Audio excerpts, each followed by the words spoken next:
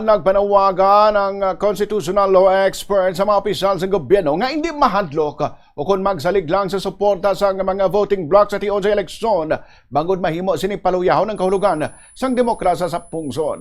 Ginhalimbawa sini natabo nga rally sa mga miyembro sa Iglesia ni Cristo sa EDSA kag saliwasang Bonifacio agad suportahan si Senador Dante Marcoleta nga suno sa iya kaangay nga natapang ibang nga opisyal agad sa wayon ang religious group ilabi na nga iligal ang unang adlaw sa ilang rally bangod wala sang permit.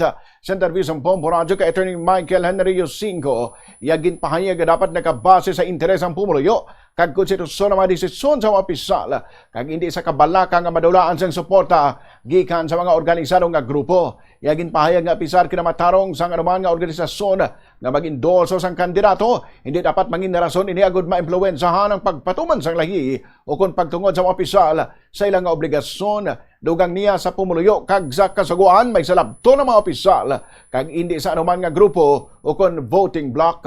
Ginpunto man niya nga hindi maayo ang pag-exister sang voting block nga kangay nga bulag lang nga nagasunod sa dikta sa ila pinuno kung sino ila iboto o kung suportahan.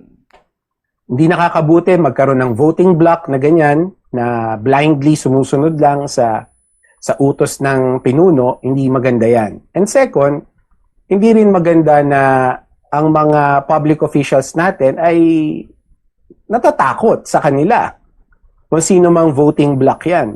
No?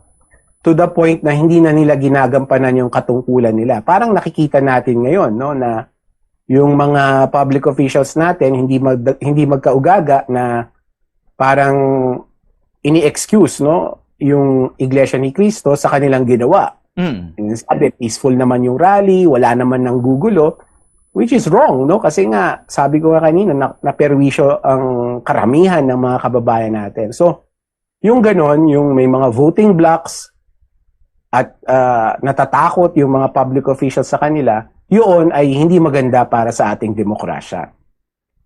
Si Attorney Michael Henry Yosingo.